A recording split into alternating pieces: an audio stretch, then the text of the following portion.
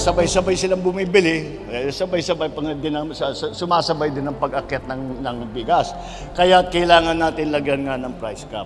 At lagi kong pinapaalala sa lahat ng mga kasamahan ko, hindi lamang na kailangan na may sapat na pagkain, ay kailangan may presyo na kayang bilhin ng taong bayan.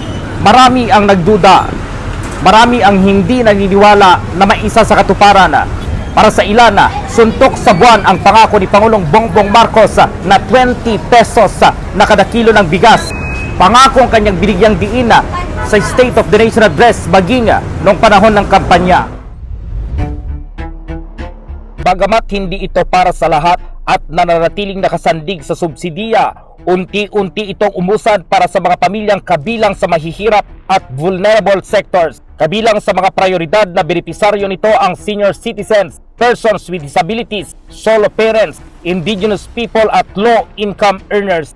Pagdating ng Pebrero, nagdeklara si Department of Agriculture Secretary Francisco Chu Laurel Jr. ng food security emergency dahil sa mabilis na pagtaas ng presyo ng bigas sa bansa. The amended RTL, the NPCC shall declare a food security emergency on rice based on the following conditions existing. 1. Supply shortage or extraordinary increase in price. During the last NPCC meeting, the DA presented data that showed that even with the tariff cuts and the world prices of rice going down, the retail prices have not gone down significantly. Thus, the current level of prices is extraordinary. The NPCC recognizes this condition in principle and agreed to recommend to the Secretary of the DA the declaration of food security emergency on rice. Upang maibsan ang bigat sa mga mamimili, nagpatupad ang DA ng bagong MSRP sa bigas. Mula 45, ibinaba sa 43 pesos kada kilo ang presyo ng imported rice. Noong Abril, inanunsyo ng DA ang pagsisimula ng pilot implementation ng 20 pesos na kada kilo ng bigas sa Visayas at piling LGUs. Ngunit pansamantala itong ipinagpaliban dahil sa mga regulasyon ng Commission on Elections.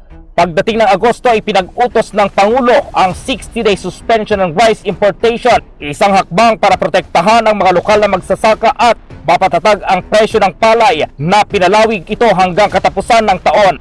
Kasabay nito ang pagpapalakas ng 20 bigas kadiwa rolling stores at palay buying programs ng pamahalaan. Sa pagpasok ng Nobyembre, inanunsyo ng DA na nasa 81 sa 82 probinsya na ang may access sa 20 pesos na kada kilo ng bigas.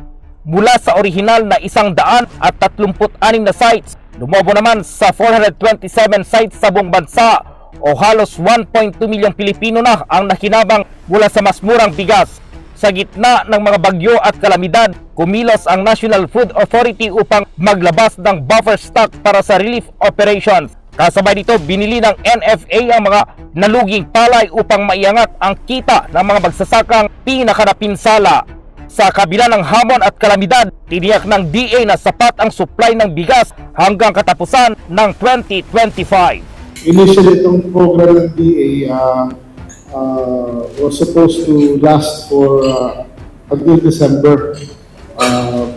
And pwede pa i-stretch siya hanggang February. But our President has given the directive to the Department of Agriculture to formulate this to be sustainable and ituloy-tuloy hanggang 2028. Ito ang larawan ng mga hakbang, pagsubok at tagumpay ng Department of Agriculture ngayong taong 2025. Isang taon ng pagpupunyagi para sa mas abot kayang presyo ng bigas, protektadong magsasaka at mas matatag na seguridad sa pagkain. Kasama mo sa RMN Manila para sa RMN News sa Year-End Report. Radyo Man Gerald, di ulit tatak, RMN.